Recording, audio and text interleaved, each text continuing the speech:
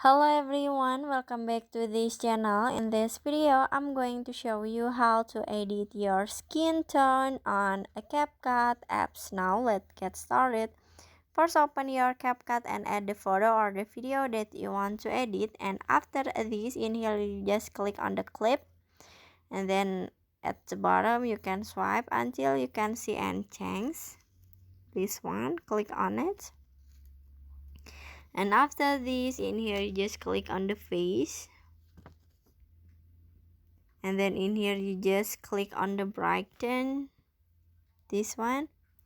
And then in here you can swipe this icon to left or right for edit your skin tone like this. This is a before, this is the after, this is the before, this is the after, this is before, and this is the after. And after this, in here you just click on the check icon at the bottom and finish. So that how to edit your skin tone on CapCut apps.